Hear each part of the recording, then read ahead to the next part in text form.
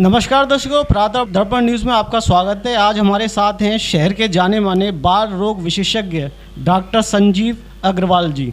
तो डॉक्टर साहब, सबसे पहले हम आपसे ये जानना चाहेंगे, आज के बदलते परिवेश में जिस तरीके से आज का मौसम बदल रहा है, सर्दी का मौसम है, तो बच्चों को सबसे ज़्यादा दिक्कत होती है। तो इस मौसम में बच्चों के लिए किस प्रकार की सावधानी बरतने की ज़रूरत है?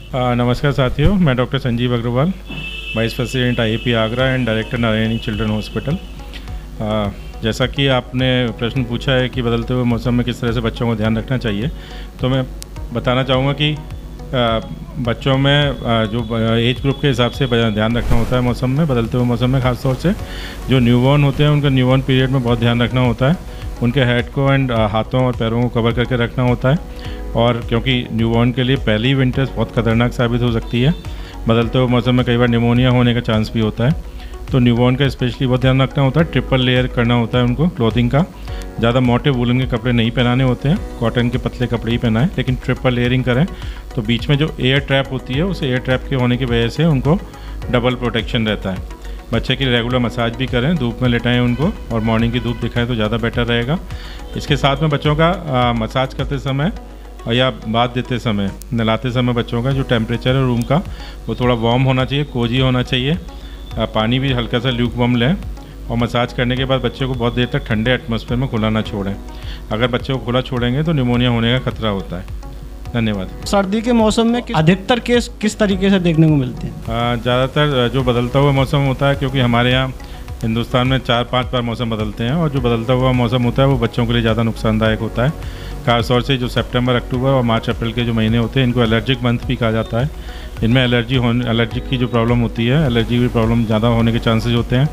कॉमन डस्ट है, पॉलेंस हैं, या जो फ्लावरिंग सीजन होता है उसमें पॉलेंस भी आते हैं, परफ्यूम्स भी होते हैं, और हाउस डस्ट होता है, उससे बहुत ज़्यादा प्रॉब्लम्स होती हैं। वीजी ब्रोंकाइटिस हो सकती है, सांस लेने में दिक्कत हो सकती है, लक्षण निमोनिया जैसे होते हैं, पसलियाँ चलती हैं, सांस की गति तेज़ हो जाती है, बच्चे को ऐसे लगता है कि जैसे दम घुट रहा है, सांस नहीं आ रहा है। उस केस में यूजुअली एंटी एलर्जिक मेडिसिन का काम होता है। ज़्यादा एंटीबायोटिक यूज़ नहीं करने चाहिए। साथ के साथ जो प्रॉपर सर्दी का मौसम होता है उसमें इन्फ्लुएंजा का वैक्सीनेशन ज़रूर कराना चाहिए। इन्फ्लुएंजा का वैक्सीनेशन हर साल में एक बार किया जाता है, और जो स्ट्रेन है इसका हर साल चेंज होता है।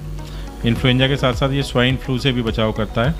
और ख़ासतौर से जब ज़्यादा सर्दियाँ होती हैं और बच्चों को आपने अगर एडिक्वेटली कपड़े नहीं पहनाए हैं, पूरी तरह से कवर नहीं करा हुआ है, वुलेंस नहीं पहनाए हुए हैं, तो बच्चों को जो कहते हैं कि सर्दी का असर हुआ है, वो सर्दी का असर बेसिकली निमोकोकल इन्फेक्शन होता है, बैक्टीरिया का इन्फेक्शन होता है, जिसके चलते बच्चों को निमोनिया होने का खतरा होता है। निमोनिया के सबसे पहले लक्षण ये होते हैं, बच्चे को हाई ग्रेड फीवर आता है, और बुखार जो आता है वो सर्दी लगने के साथ में आता है। साथ में खांसी जुकाम भी होता है, पसलियाँ भी चलती हैं एडवांस स्टेज के अंदर। और अगर ये निमोनिया कंट्रोल नहीं हुआ तो बच्चे को सांस लेने में दिक्कत आ सकती है, उसका ऑक्सीजन लेवल लो हो सकता है। उस केस में अगर निमोनिया कंट्रोल नहीं हुआ तो बच्चे को एडमिट भी करना पड़ सकता है, और ऑक्सीजन देने की भी ज़रूरत पड़ती है। कई बार अगर ऑक्सीजन देने के बाद भी इम्प्रूवमेंट नहीं आता है, और लंग्स में अगर ज़्यादा गलाव पड़ा हुआ है और इन्फिल्ट्रेशन ज़्यादा है लंग्स के अंदर, तो बच्चे को वेंटिलेटर पे भी लेना पड़ता है। इसलिए विशेष सावधानी रखें। सर्दी के मौसम में बच्चों को ठंड से बिल्कुल एक्सपोज ना होने दें। बहुत ज़्यादा सर्दी वाली हवाएं, जो ठंडी हवाएं चलती हैं, उस मौसम में बच्चों को कवर रखें। स्कूल की छुट्टियां हो जाती हैं, इंडोर रखें तो ज़्यादा बेटर रहेगा। तो अक्सर देखा गया है कि सर्दी के मौसम में जो हल्की जुकाम हो जाता है, बच्चों को हल्का फीवर हो जाता है, तो सर्वप्रथम क्या उपाय करना चाहिए? देखिए, बच्चों को जो सर्दी, हम लोग कॉमन भाषा में बोलते हैं कि सर्दी हो गया या जुकाम हो गया, उसमें 3-4 प्रकार की तकलीफ़ें हो सकती हैं। या तो वायरल इन्फेक्शन होता है, उसको इन्फ्लुएंजा कहते हैं। वायरल इन्फेक्शन जो होता है वो ऑटो रिकवरिंग होता है, अपने आप ही ठीक हो जाता है 4-5 दिन की थेरेपी के बाद में। उसमें कोई एंटीबायोटिक की ज़रूरत नहीं होती है। अगर सर्दी एंड जुकाम है तो सर्दी एंड जुकाम की मेडिसिन लेनी होती है, एंटी कफ फार्मूला लेना होता है, और साथ में फीवर की मेडिसिन देनी होती है। उसके अलावा क्या है कि बैक्टीरियल इन्फेक्शन हो सकता है जो कि निमोनिया में कन्वर्ट हो जाता है। बैक्टीरियल निमोनिया थोड़ा खतरनाक साबित होता है, उसमें प्रॉपर एंटीबायोटिक लेने की ज़रूरत होती है, और एक एक्सरे की भी ज़रूरत होती है। लेकिन ये सारे काम एक डॉक्टर के पास जाके ही हो सकते हैं। बेसिकली घर पे आप लोगों को यही एडवाइस करा जाता है कि जो कमरे का टेम्परेचर है वो 25 डिग्री के आसपास रखें, 25 से 30 डिग्री के बीच में। बहुत ज़्यादा अगर ठंडा होता है तो रूम को हीट करने के तरीके अपनाएं, जो भी आपके पास फिजिबल हो, जो भी तरीका जैसे भी आप करते हैं। लेकिन एडवाइजेबल तो ये है कि कमरे में अंगीठी, कोयले या लकड़ी ना जलाएं, क्योंकि कमरे में खिड़कियां बंद होती हैं, ऑक्सीजन का फ्लो नहीं होता है, और अगर आपने वहाँ पे कमरे के अंदर आग लगा के खुद को गर्म करने की कोशिश करी तो कार्बन डाइऑक्साइड जनरेट हो सकती है, जिससे दम घुट सकता है बच्चों का। तो इसलिए बेहतर ये रहेगा कि जो भी हीटर वगैरह जो भी यूज़ करते हैं आप, या फिर नेचुरल धूप का तरीका होता है, इन घरों में अच्छा सनशाइन आता है तो वहाँ पे धूप से भी कंट्रोल होती हैं चीज़ें, उन तरीकों को अपनाएं। और अगर जरा सी भी दिक्कत ज़्यादा लगे तो तुरंत अपने डॉक्टर से परामर्श करें, ज़्यादा घर पे रखें, रिस्क ना लें। डॉक्टर साहब, अक्सर देखा गया है लोग देसी नुस्खे अपनाते हैं, तो देसी नुस्खे अपनाने के वाले लोगों से आप क्या कहना चाहेंगे? ये बहुत कॉमन सी बात है, हम लोग अपने आउटडोर पेशेंट में देखते हैं कि कोई अपने बच्चे के घासलेट लगा रहा है, कोई डीजल लगा रहा है, कोई देसी घी लगा रहा है, कोई डालडा घी लगा रहा है।